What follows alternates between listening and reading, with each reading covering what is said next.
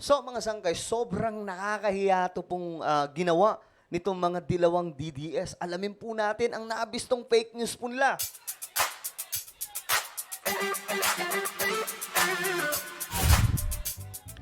Yo, hello, what's up guys? This is me, Sangkay Janjan, and we are back sa ating YouTube channel ngayon sa panibagong vlog. At medyo nakakatawa, comedy mga sangkay. Itong ating vlog ngayon, dahil pag-uusapan po natin, itong fake news ng mga DDS. Na nabisto po mga sangkay. Huling-huli sa akto. Nako, Diyos mio Marimar. Nakakahiya to, no? Anyway, bago tayo magsimula, paki-subscribe po muna yung ating YouTube channel. Tayo po ay parami ng parami dito sa YouTube. Road to 2 million subscribers na, no? So, sa mga hindi pa po dyan nakakapag-subscribe at nais nyong mapabilang sa dumaraming mga solid sangkay dito sa YouTube, ang gawin nyo lamang, makikita nyo po yung subscribe button sa baba ng video na to. I-click nyo lamang po yung subscribe, i-click ang bell at i-click nyo po yung all. Sa mga nanonood naman po sa Facebook, i-follow nyo po yung ating Facebook page. Shoutout nga pala sa lahat ng mga solid sangkay dyan. Hello guys! Mag-comment po kayo sa ibaba ng hashtag solid sangkay kasama po ang inyong mga lugar para syempre magkakilala po tayo. At eto na mga sangkay, umpisahan po natin. Eto kasi, bistado at nagugulat po itong mga dilawang DDS.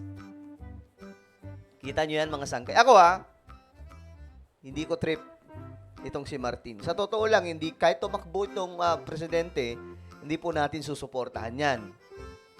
Okay? Pero, siyempre, sabi ko nga sa inyo, mga sangkay, sa totoo lang tayo. Huwag tayo maglokohan dito. Ito hindi naman sa may pinapanigan tayo, no? Sakit na lamang po tayo sa mga awayan ng mga politikong ito. Pero guys, Diyos mio Marimar naman, kung babatikos kayo, sisiguraduhin nyo na tama yung pagbabatikos nyo. Hindi yung mabibisto kayo ng kagaya nito. Nakakahiya, di ba? Tingnan nyo ang mga pinaggagawa nyo. Dahil pumirma ka, 150 million sa'yo. Yan yung kanilang pinapalabas mga sangkay na issue. Na yung mga pumirma daw po ng impeachment complaint sa ating vice presidente, binayaran ng tigwa 150 million. At eto daw po yung pera na yan, mga sangkay, sabi po ng mga dilawang DDS. Alam niyo, hindi na po ako nagtataka na may mga papatawag po talaga itong mga dilawang DDS. Kasi sila po yung gumagawa talaga ng mga kalokohan, mga sangkay. Di ba sila nahihiya? Pare, di ba kayo nahihiya? Yung ginagawa nyo ay isang malaking kahihiyan. Sinisira nyo yung pangalan ni Tatay Digong. Ako mga sangin, nire-respeto ko si Tatay Digong. Narinig nyo bang bumanat ako ng malala kay Tatay Digong? Wala mga sangin, saktubuhan lang tayo. Every time lamang ko, umbaga rumiribat lamang po tayo, every time po na mayroon pong medyo mabibigat na mga salita laban sa presidente. Both of them, sinuportahan ko. Pero hindi po ako kasing tanga ng mga tong dilawang DDS. Kasi ako, halimbawa noon, mga sangkay, dati, nung gumagawa pa ako ng content, di ba, well, ang una ko namang kinontent talaga, mga Marcos, mga sangkay, maliban pa po sa mga una kong content. Gumawa po ako ng mga history about kay Ferdinand E. Marcos. Then next po, yung mga project po ni PRRD. Yan, mga kinontent po natin yan. Kinalat po natin yan noon kasi for awareness lang, mga sangkay. Pero never po tayo gumawa po ng mga, kagaya po nitong fake news. Diba, mga sangkay? Anak ng tokwa, mag-i-edit kayo ng picture kagaya nito, nakapatong sa lamesa. Ano ba talaga yung original niyan? Eto guys, ang original niyan. Hanapin natin. Saan na ba yun? Ayan, eto. Fake news alert. Another day, another digitally manipulated photo. Oh, ayan, mga sangkay. Kita nyo na. Ito yung original. Kita nyo, wala pong money involved. Ito naman yung peke. Ngayon guys, huwag kayong magtataka kung bakit kayo-kayo na lang ang naniniwala. At kung bakit madadali kayong mga sangkay o madadali sila mga sangkay ng mga pambabara. Galit, nung panahon po ni PRRD, galit po tayo sa mga gumagawa ng kagaya nito. Alam nyo, sounds familiar, di ba? Sounds familiar. Naaalala nyo, yung mga dilawan noon, mga sangkay, kung papaano po nila ine-edit yung mga larawan para lamang po sirain si PRRD, ang mga Marcos. Diba? Kahit nung kampanya, edit nila yung picture, lalagyan nila ng mga tao, puro pink. O, 'di ba mga sangkay? Sounds familiar kasi nakikita po natin, ito din po yung kanilang ginagawa. O, binalita nga po yan. Another day, another digitally manipulated photo designed to deceive the public. Nagbabala ang House of Representatives hinggil sa kumakalat sa social media na minanipulang larawan ni House Speaker Romualdez kasamang iba pang mga mambabatas. Kaharap ang limpak-limpak na salapi sa mesa. Ito ang mahirap sa mga dilawang DDS.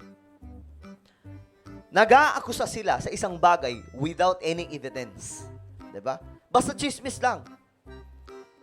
Basta chismis lang, maniniwala sila. Diba? Kita nyo, nagpupulburon si PBBM. Asan yung ebidensya? Wala. Gawang AI. Diba? Akala pa naman natin nun, mayroong ebidensya. Asan yung ebidensya? Wala, mga sangkay. Pinagloloko po tayo ng mga yan. Muntik pa nga ako po. Muntik pa ako maniwala nun.